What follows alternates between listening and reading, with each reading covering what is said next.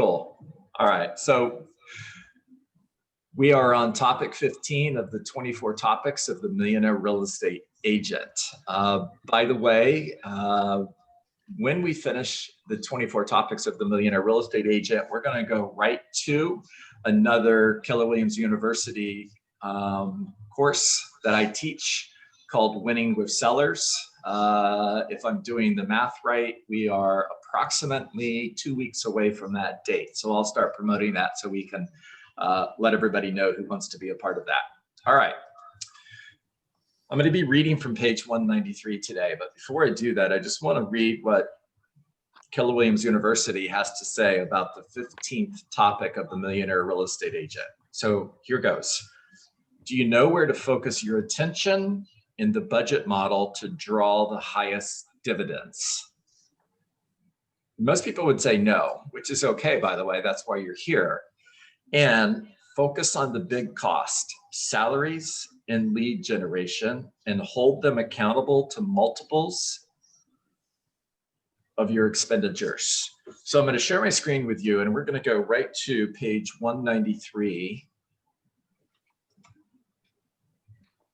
of the Millionaire Real Estate Agent. And every day I do this, or every time we do this, somebody's going to say, what page is he on? I'm on page 193. Of course, I've got to get this to open first.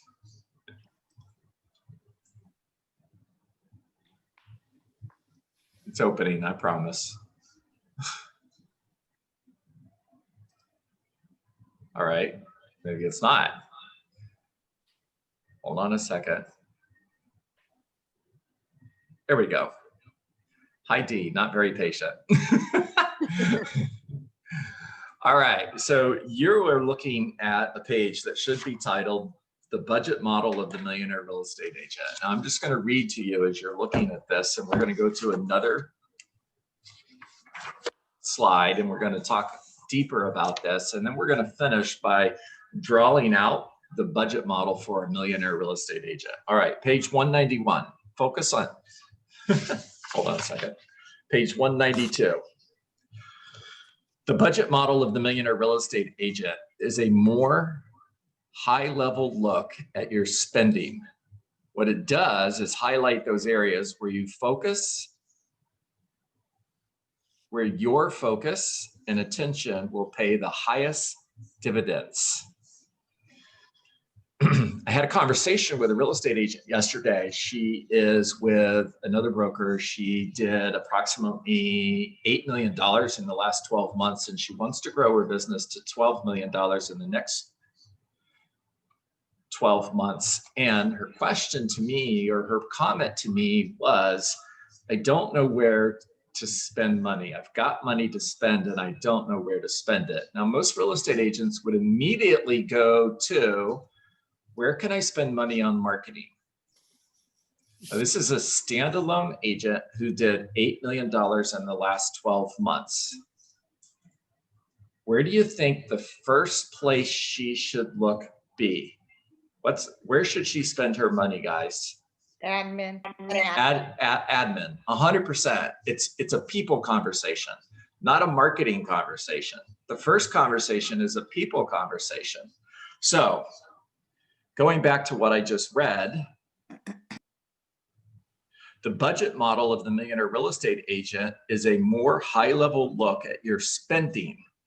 What it does is highlight those areas where your focus and attention will pay the highest dividends. For her, the highest dividends are going to be in making that first hire and hiring that lead administrative assistant. The millionaire real estate agent's budget model is divided into two broad categories: cost of sale and operating expense. Now, to be the most effective you can be and get the most out of these investments, you should be able to explain why every budget item is there. In other words, you should be able to look at salaries, lead generation, occupancy, technology, phone supplies, and so on, and say, this is why I'm spending the money. And if you can't answer that question, then don't spend the money. Your cost of sales reflects the actual cost of capturing and converting your leads to sales.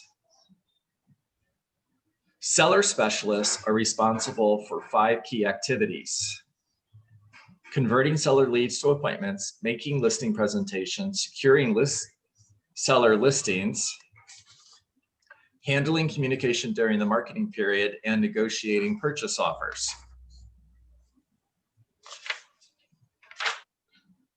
Your buyer specialist is responsible for 6 key activities: convert buyer leads to in-office presentation appointments, make buyer presentations, secure the buyer listing, show houses, negotiate purchase offers, handle communication from contract to close. Now, let's talk about splits. And this is what Gary Keller has to say about the model. Going higher than 50-50 can have an extremely adverse effect on your economic model. And yet it's tempting. I didn't mean to do that. Let's go back. Sorry, guys. I'm letting people in and I hit the wrong button. Nice. Okay. So going higher than 50-50 can have an extremely adverse effect on your economic model. Operating expenses are divided into 9 broad categories. All right, so let's talk about the page that you're looking at. And if I have a millionaire real estate business, that means I'm doing $2.4 million in production in order to net $1 million. Following the 30-30-40 model of the millionaire real estate agent, my expenses should be 30% or $700,000. My cost of sales should also be 30% or $700,000 in order to net $1 million. So I'm grossing 2.4 million in order to net $1 million. Raise your hand if you would be okay with a GCI of $2.4 million and net take home of $1 million. 100%, of course, everybody puts their hand up. Here's the biggest challenge that real estate agents have. If everybody on your team is working with sellers and buyers, and everybody on your team is on a 50-50 split, are your cost of sales going to be 30%? No. The answer is no. So that's the first challenge. I would encourage you to have buyer specialists who work with buyers, and then hire a listing specialist with the understanding that I'm going to provide you with seller leads. I'm going to nurture those seller leads so that, Paige, when I give you a seller lead, that is a seller who is ready, willing, and able to sell their home. And all I want you to do is go on listing presentations. Well, I want you to convert those leads to appointments. That's job number 1. Then I want you to go on the appointment, secure the listing, and bring the paperwork back to the office, and the team will take care of everything else for you. Now, if I offered that job opportunity to you, and I told you I was going to give you a salary of $100,000 a year, and all your only job was to convert seller leads to appointments and convert those appointments to listings, who would be interested in having that conversation with me? A lot of people. Yeah. A lot of people. And yet, Nadine, we have a limiting belief as real estate agents, as mega agents, as rainmakers, that nobody would be interested in that we're not going to be able to attract talent. And the bottom line is you absolutely can. Now, especially now, 100%.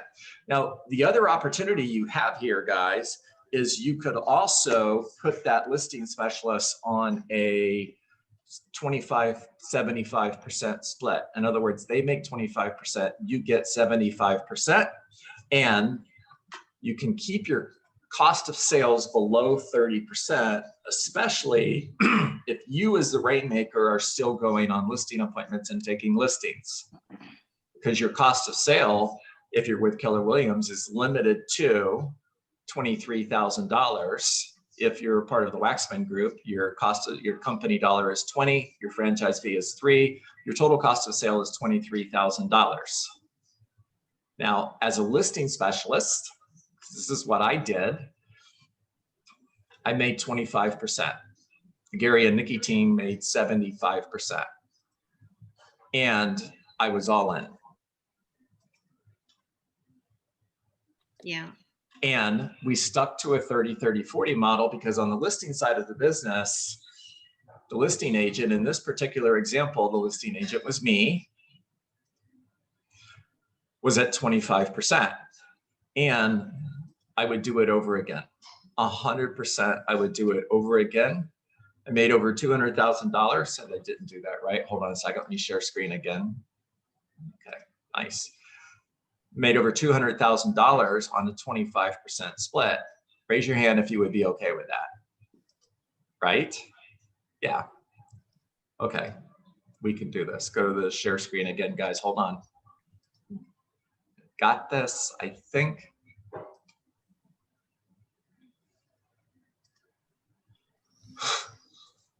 This is fun.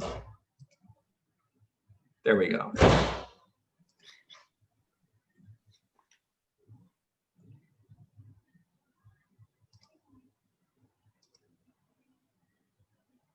It's coming. Thanks for your patience.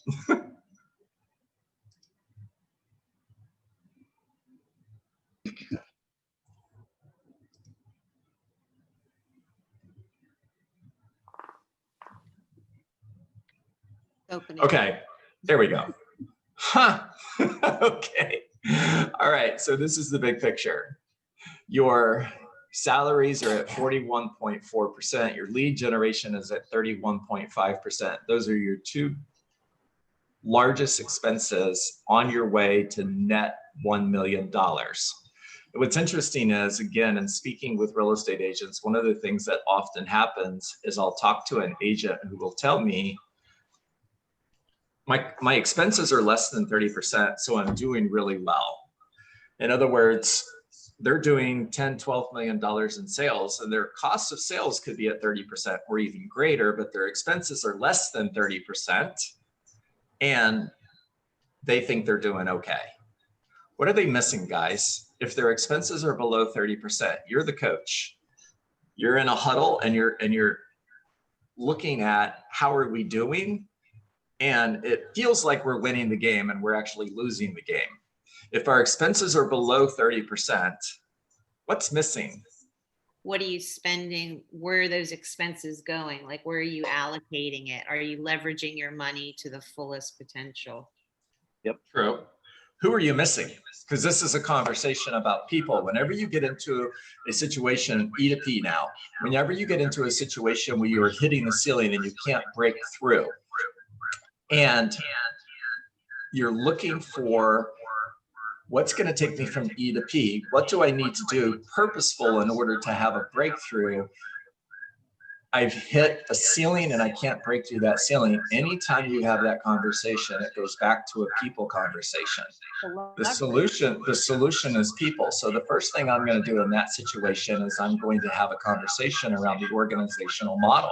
And I'm simply going to say, Nadine, cool, your expenses are below 30%. That's awesome.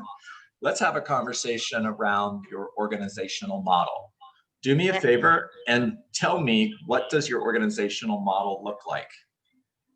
Me. And I feel like this whole thing is already a conversation because this is exactly where I'm at.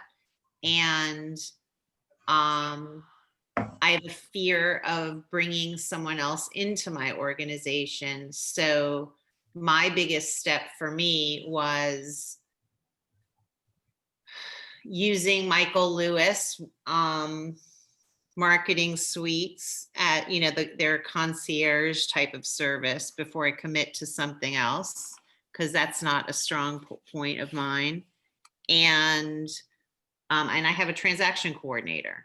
So I guess, but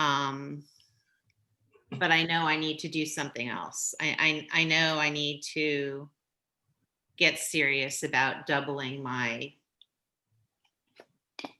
business for next year.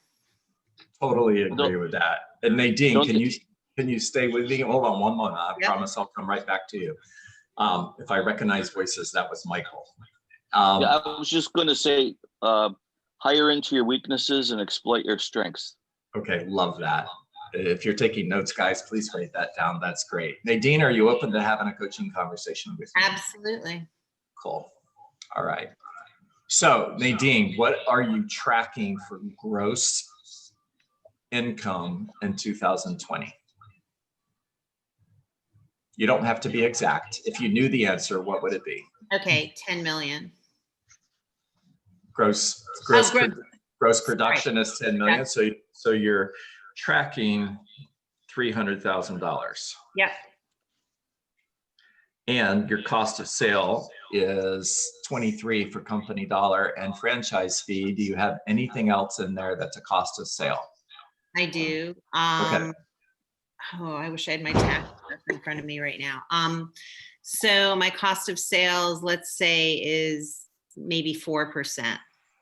Okay, so let's keep in mind that a cost of sale is something that's directly related to the sale. In other words, company dollar, franchise fee, referral fees, and if you have a team, the money that you're paying to your buyers, agents, and listing specialists. So okay. Everything else is an expense. Right. Okay. So what's your cost of sale? My cost of sale is really only my $23,000. Yeah, there you go. Okay, and that's approximately 8%. Okay. Is that a good thing? Yeah. It's a trick question, Nadine. Is that a good thing? Let me look at my percentages. Yeah. Well, what if I told you maybe it's not? Yeah. Maybe we've just exposed a gap in your business model, and it's my job as your coach to stand in that gap and help you implement new systems in order to build a bigger business. Okay. So that you can live a life worth living. Let me put that in plain English. If I can help you earn 200,000 working half the time you work now, working half the number of hours that you currently work, and you're earning 220,000 instead of 300,000, are you okay with that?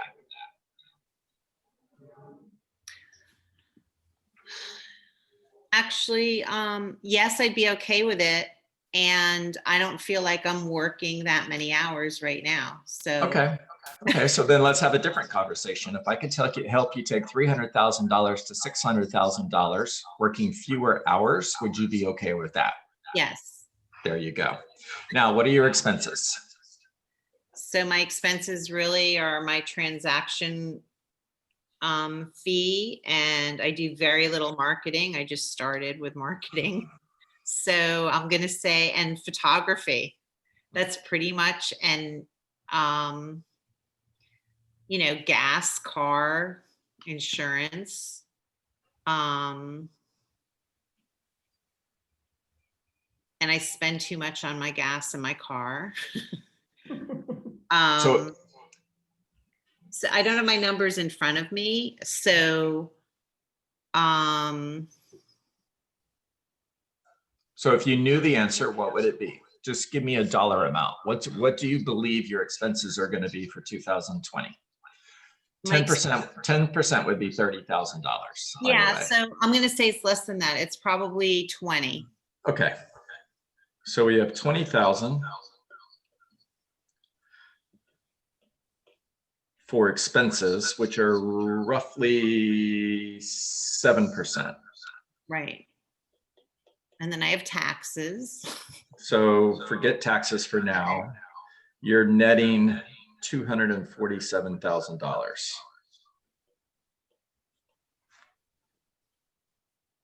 Correct? Yes. Did I do that right? Is my math right, guys? All right, so I immediately see opportunity. Can I help you with that? Yes. Okay, cool.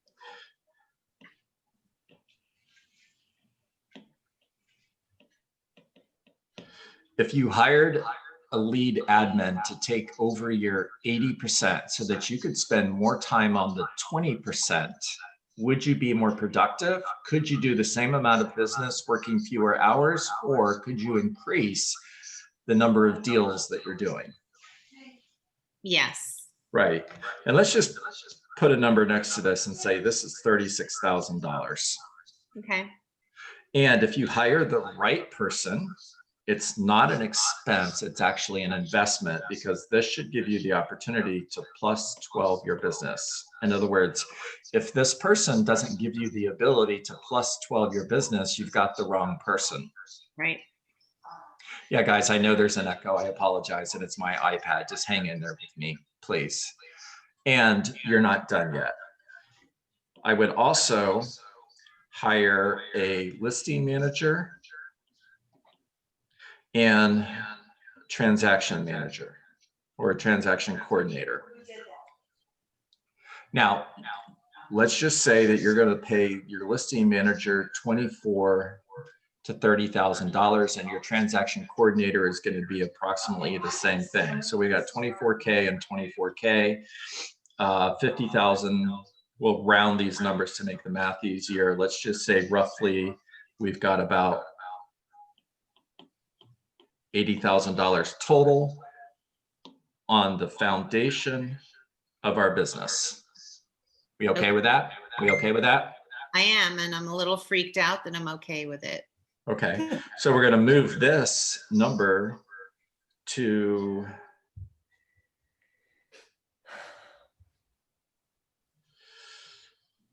$100,000. And I'm rounding off big time here, guys. Now, the next hire would be, you've built a foundation, so the next hires happen pretty quickly. In other words, I would immediately hire 2 buyer agents, a showing assistant, and an ISA. The ISA's job is to create opportunity for these guys, and you're still the listing specialist. So now all you do is lead generate for listings and go on listing appointments. And your ISA is taking all of those incoming calls that are coming from your listings and all of the marketing that you're doing and turning that into opportunity for your buyer agents. Okay. Your buyer agents should give you an opportunity to a minimum plus 24 your business. Each of them should do at least 2 deals on a 50-50 split, which means if the average commission is $10,000, they're generating $240,000 in additional income for you, and you have an additional cost of sale of $120,000.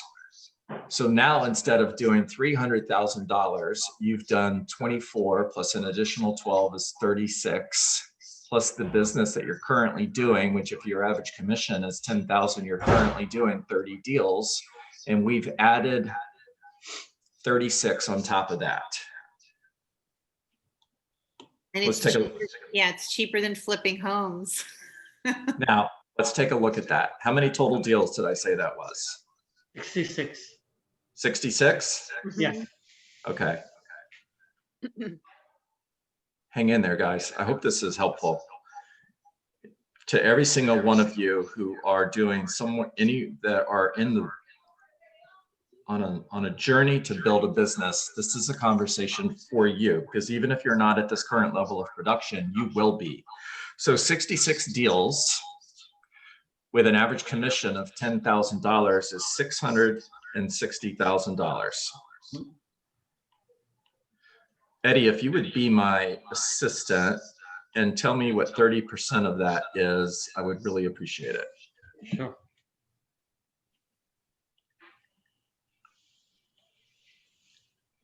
What's 30% of 660,000?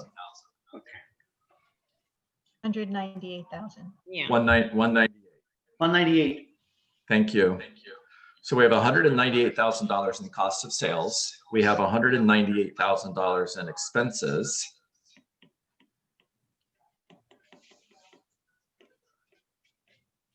So 30% to cost of sales, 30% to expenses, and what's left?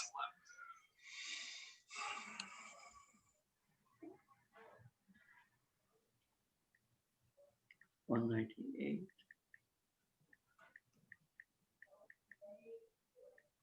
264. 264. That's correct. So Nadine, we just built a business model for you in which your profit is pretty much exactly what you're profiting now, and you're working half the time. How do you feel about that? I'm actually on the fence. I mean, I like it, but I'm also very selfish when it comes to my money. And so part of me feels like, why would I do all of that to earn that same money? I'm being very honest with you. Because, I know it's coming from having a fearful place, because I feel like if I'm hiring people, I'm keeping them. I don't want to ever be in a position where I have to, let anyone go, because that's just how I think. I think of having people working for me is a real responsibility. Yeah, And so it scares me. that's career visioning. And when you take them through career visioning, you do a KPA, you make sure that you're hiring the right person. You hire slow in order to hire the right person. And the reason you should do this is, do you currently have a real estate job, or do you own a real estate business? Yeah, I have a real estate job right now. Yeah. If you go on vacation for 2 weeks, Yeah. are you continuing to put buyers under contract while you're on vacation? Actually, the way I go on vacation. So No, Nadine, stick No, with I'm me not. here. I'm not. The answer is no. Yeah, my Are you business is are- gone are- if I'm gone. Are you continuing to take listings on that 2-week vacation? No. If you decided today that you were never going to go on another appointment with a buyer or seller, are you going to continue to make money? No. And if you built a real estate business, could you build a real estate business that nets you $260,000 a year without ever going on another listing appointment and without ever working with another buyer? Yes. You could. Now, if I gave you a choice and I said, Nadine, you and I are going to work together, and you can either have a real estate job or you can own a real estate business, which would you choose? I would like to own a real estate business. Okay, there you go. Thank you, John. It's uncomfortable, right? It was uncomfortable because I was being very honest with you about, no, this was awesome. Thank you. We'll be talking further. This is a coaching conversation, right? Yeah. And to anyone who's asking, when do I hire that first assistant? Because I know there's some messages in the chat around that. When you're consistently closing 2 deals a month, when you're consistently bringing in a minimum of at least $12,000 GCI a month. In other words, you're at 144,000 GCI.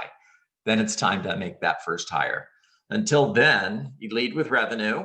You play red light, green light. Here's another way of putting it. When you're doing all that you can do and you can't do any more without leverage, it's time to hire that first assistant. And then I would also say, as soon as possible, as soon as I can afford to hire that person, even if I'm not bringing in $144,000, if I can find a way to bring leverage into my business, I'm doing it. Now, for everybody who's brand new to real estate, you could do that with deal number 1. Everybody should start by hiring a transaction coordinator. From the very first deal. All right, take yourself off mute, talk to me. Quick question. Yeah. Yes, so do you pay the transaction coordinator after the contract is closed or before? Yeah, great question, Ryan. They get paid at closing. Okay. just like you do. Okay. They would actually go on the DA so that a check is being cut directly to them, either by the title company or by your broker. You're not actually writing them a check.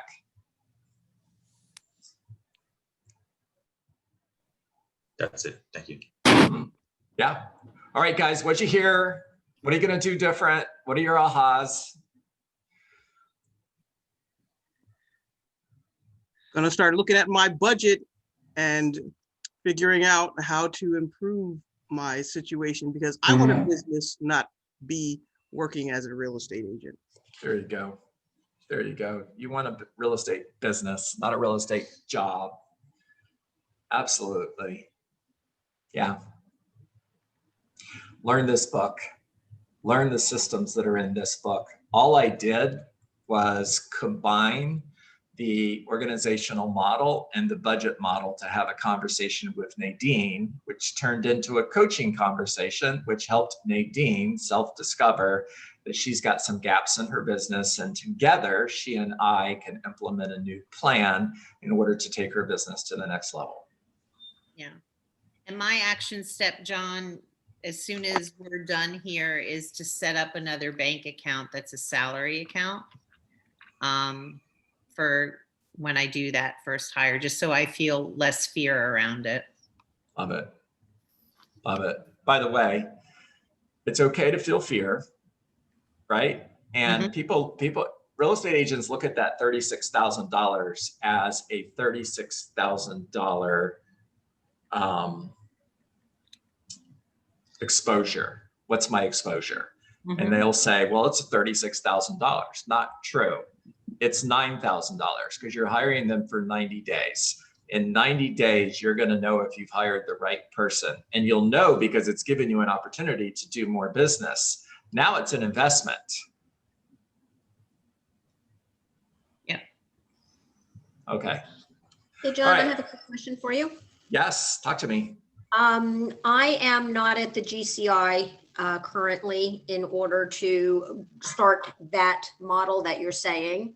I have been using a pay per transaction coordinator, and that's been great. It saved me.